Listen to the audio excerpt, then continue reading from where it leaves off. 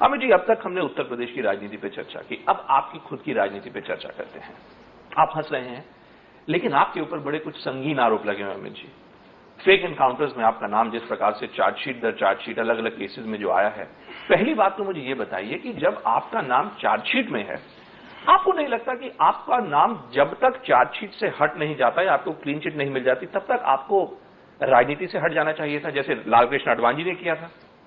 आडवाणी जी राजनीति से नहीं हट गए। उन्होंने कहा था मैं रिजाइन करूंगा पद से। लीडर ऑपोजिशन पद से हट गए थे। दूसरी बात, अगर कांग्रेस की झूठी चार्जशीटों पे से लोग राजनीति छोड़ना शुरू कर देंगे तो कांग्रेस के अलावा कोई दल देश में बचेगा ही नहीं। लेकिन आपको नहीं लगता कि ये तो बड़ी अजीब सी आप बात कर रहे हैं, क्योंकि केंद्र में हम देखते हैं उसी सीबीआई की उसी चार्जशीट के बेसिस पे जो कि कोल स्कैम में आती है, 2G में आती है, संसद के सत्र लगातार उनको एडजर्न किया जाता है। आप लोग बार बार प्रधानमंत्री के ऊपर लांछन लगाते हैं, आरोप लगाते हैं, उनसे इस्तीफे की डिमांड करते हैं। अब जब सवाल आपके सामने खड़ा होता है तो आप कहते हैं कि नहीं नहीं, ये सीबीआई नहीं, ये तो कांग्रेस ब्यूरो ऑफ इन्वेस्टिगेशन है। ये विरोधाभास। देखिए, दो बातों का अंतर समझ लीजिए।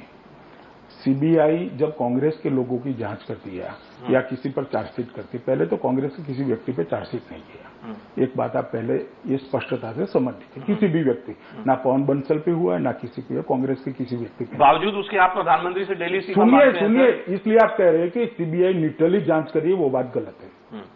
कांग्रेस के किसी व्यक्ति के खिलाफ चार्जशीट नहीं हुआ, एक बात। और कांग्रेस के किसी व्यक्ति के खिलाफ जांच भी होती है तो वो सीबीआई को धक्के लगाकर करनी पड़ती है, और जब हम लोगों पे जांच का सवाल आता है तो कुछ भी न हो वो दौड़ के जांच करते हैं। अमित जी, मेरे पास ये चिट्ठी है जो आप ही के बड़े बड़े प्यारे अफसर थे डीजी वंजारा जी, उन्होंने लिखी, और ये चिट्ठी मैं अपने दर्शकों को दिखाना चाहता हूं। पूरी चिट्ठी में ये जो वंजारा जी ने लिखी है, इसमें बहुत जगह आपका जिक्र है। कहा गया कि आप डिवाइड एंड रूल की पॉलिसी अपनाते हैं। ये भी कहा गया कि आप एक ईवल इन्फ्लुएंस हैं नरेंद्र मोदी पर, मोदी जी भगवान हैं और आप दानव हैं।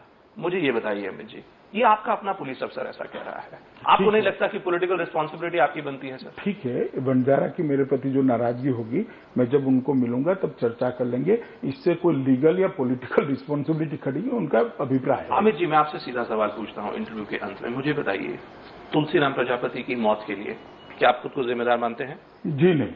सोहराबुद्दीन शेख की मौत के लिए आप खुद को जिम्मेदार मानते हैं? जी नहीं। सादिक जमाल की मौत के लिए आप खुद को जिम्मेदार मानते हैं? इशरत जहां की मौत के लिए आप खुद को जिम्मेदार मानते हैं? जी नहीं। यानी कि ये जितनी मौतें हुई, जितने फेक एनकाउंटर केसेस हुए, इन केसेस से आपका कतई कोई लेना देना नहीं? 100%। कहीं इन फेक एनकाउंटर्स के कारण आपकी और नरेंद्र मोदी के बीच जो रिश्ता है, क्या वो तो कहीं खटास में नहीं पड़ गया है? मेरे और नरेंद्र मोदी के रिश्ते की आप चिंता मत करिए। आप अभी भी मोदी जी के सिपाही सेनापति बने हुए हैं। मैं भारतीय जनता पार्टी का सिपाही हूं। कुछ लोगों का यह भी कहना है कहीं ऐसा ना हो कि जो चीज अमित शाह ने डीजी वंजारा सरीखे लोगों से की, वही बात कहीं नरेंद्र मोदी अमित शाह के साथ ना करें। देखिए, आपको ही निकालना। मैं भारतीय जनता पार्टी का सिपाही हूं। मेरे और नरेंद्र मोदी के रिश्तों की आप चिंता मत कीजिए, वो हम दोनों पे छोड़ दें। अमित जी, आपने हमारे सारे सवालों का बड़ी बखूबी जवाब दिया, आपका बहुत बहुत शुक्रिया।